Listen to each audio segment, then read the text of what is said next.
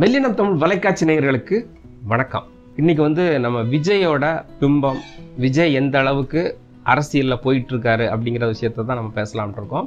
வர்ற 21ஆம் தேதி பார்த்தீங்கன்னா அவர் ஒரு மிகப்பெரிய மாநாடு, அதை 10 மாதத்துக்குள்ள 2வது மாநாடு. இது அவரோட வரலாற்று சிறப்பு மிக்க மாநாடு அப்படின்னு கூட சொல்லலாம். ஆனால் அவருக்கு முன்னாடி வைக்கக்கூடிய 3 வில்லன்கள் நம்ம இன்னைக்கு பார்க்க போகிறோம். அதில் பார்த்தீங்கன்னா முதல் வில்லன் அப்படின்னு பார்த்தீங்கன்னா நடிகர் சூர்யா.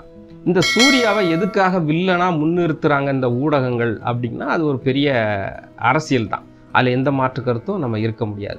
ஒன்று பார்த்தீங்கன்னா இந்த அகரம் ஃபவுண்டேஷன் அப்படிங்கிறது சிவகுமார்ல இருந்தே இந்த ஃபவுண்டேஷன் நடந்துகிட்டு இருக்கு. ஆனால் அகரம்னு பேர் வச்சது சூர்யாவும் கார்த்தியும். அவர் பேர் வச்சதுக்கு அப்புறம் அதில் ஒரு முடிவு எடுக்கிறாங்க. என்னன்னு கேட்டிங்கன்னா, ஏழை குழந்தைகள், அதாவது நல்லா படிக்கிறவங்க, நல்லா கவனிக்கணும், நல்லா படிக்கிறவங்களுக்கு வாய்ப்பு வசதிகள் இல்லைன்னா அந்த வாய்ப்பு வசதியை அகரம் ஃபவுண்டேஷன் செய்து தரும். அதில் அவங்க படித்து முன்னேறி தனக்கான ஒரு இடத்தையோ இல்லை தனக்கான ஒரு வசதியையோ ஏற்படுத்திக்கலாம் அப்படிங்கிறது அந்த அகரம் ஃபவுண்டேஷனோட தீர்மானம். அந்த அடிப்படையில் பார்த்தீங்கன்னா வருஷம் பார்த்தீங்கன்னா மிகப்பெரிய மாணவர்களை உருவாக்கிக்கிட்டு இருக்காங்க. இந்த வருஷம் துருத்திக்கிட்டு என்ன பண்ணுறாங்க அப்படின்னு கேட்டிங்கன்னா 50 மருத்துவர்களை உருவாக்கி இருக்கிறாங்க அப்படின்னு ஒரு பெரிய நியூஸை பரப்புகிறாங்க. ஒவ்வொரு வருஷமும் இது நடந்துக்கிட்டு தான் இருக்குது. இருந்தாலும் இந்த வருஷம் பார்த்தீங்கன்னா மாணவர்களை அதிக அளவு பண்ணுறாங்க அப்படின்னு சொல்லிட்டு ஒரு விஷயத்தை முன்வைக்கிறாங்க. இது எங்கேருந்து வைக்கிறாங்க அப்படின்னு கேட்டிங்கன்னா, விஜய்க்கு ஆப்போசிட்டா விஜய் மாணவர்களுக்கு உதவி செய்கிறார் இல்லையா, அவர் உதவி செஞ்சுட்டு அதை ஒரு அரசியலா பயன்படுத்துறாரு. ஆனா சூர்யா பாத்தீங்கன்னா அமைதியா என்ன செய்யறாரு, இப்படி 50 மருத்துவங்களை உருவாக்குறதெல்லாம் சாதாரண விஷயமா அப்படிங்கிற மாதிரி சொல்லி விஜய்க்கு ஆப்போசிட்டா சூர்யாவை முன்னிறுத்துறாங்க. அதாவது நடிகர் அப்படின்னா இப்படி மாணவர்களுக்கு உதவி செய்வதோட நின்னுக்கிறணும், அரசியலுக்கு வரக்கூடாது அப்படின்னு ஒரு காயை அழகா நகர்த்தி என்ன செய்யறாங்க, ஊடகமும் சரி, எதிர்கட்சியும் சரி, ஆளுங்கட்சியும் சரி, அதை முன்னெடுத்து வைக்கிறாங்க. 2வது வில்லனா யாரை பயன்படுத்துறாங்க அப்படின்னு கேட்டீங்கன்னா அஜித்தை பயன்படுத்துறாங்க. அஜித் எப்படின்னு கேட்டீங்கன்னா இது வரைக்கும் 30 வருஷம் ஆச்சு அவர் சினிமா ஃபீல்டுக்கு 30 வருஷம் ஆனதை அவர் 25 வருஷ கொண்டாட்டமோ 30 வருஷ கொண்டாட்டமோ அல்லது 35 வருஷ கொண்டாட்டம் கொண்டாடுவாரா என்னன்னு தெரியல. ஆனா 33வது ஆண்டு கொண்டாட்டம்னு சொல்லிட்டு ரசிகர்களுக்கு ஒரு அறிக்கை விடுறாரு.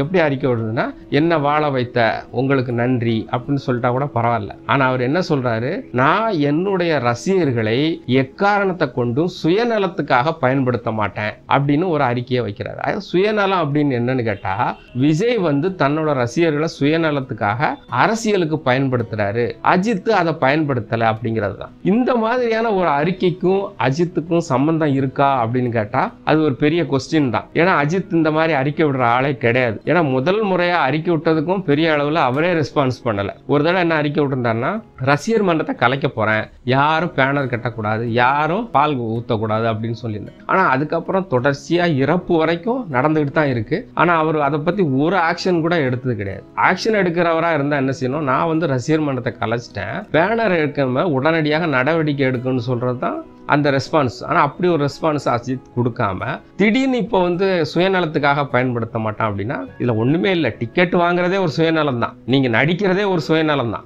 நடிக்காமல் இருந்துட்டு போங்களேன், நடிக்காமல் இருந்தால் யாருமே வரமாட்டாங்க. இல்லை என் ரசிகர்கள் நான் நடிக்கிறேன் அதனால என்ன செய்கிறேன், நான் சுயநலம் அப்படின்னு சொல்லலாம். ஆனால் நீங்கள் நடிக்கிறீங்க. ஆனால் இப்படி அறிக்கை விட்டுருக்கலாம். எப்படி அறிக்கை விட்டுருக்கலாம் அப்படின்னு கேட்டிங்கன்னா, நான் எப்படி நடிக்கிறேன்னு தெரியாமல், ஆனால் நான் என்னையும் நம்பி நான் நடிக்கான்னு பார்க்காம என்னையும் பார்த்துட்டு இருக்கீங்க பாருங்க, உங்களுக்கு பெரிய நன்றி அப்படின்னு சொல்லியிருக்கலாம். ஆனால் அதை விட்டுட்டு சுயநலம் அப்படிங்கிற வார்த்தை அப்படிங்கிறது ஒரு பெரிய வார்த்தை. இதை யாருன்னா விஜயத்தான் பாதிக்குது அப்படிங்கிறத விட விஜய்க்கு ஆப்போசிட்டா தான் இந்த செய்தியை பார்க்க வேண்டிய இருக்கு. அவர் தான் என்ன செய்யறாரு, சுயநலத்துக்காக ரசிகர்களை பயன்படுத்துறாரு அப்படிங்கிற ஒரு விஷயம். அடுத்து 3வது வில்லனா பார்க்கறது என்னன்னா, ஆணவ படுகொலை செய்யப்பட்ட கவின். இதை எப்படி 3வது வில்லனா முன்னிறுத்துறாங்க அப்படின்னு கேட்டா, சமூக ஊடகத்துல அவர் யாருக்கோ போனாரு. அதாவது நீட்டுக்கு ஒரு பொண்ணு இறந்துச்சுன்னா அவருக்கு போய் உதவி செஞ்சாரு. கடந்த போலீஸ் ஸ்டேஷன் லாக்அப் டெத்தில் அஜித் போய் ஒரு பெரிய போராட்டமே நடத்தினாரு.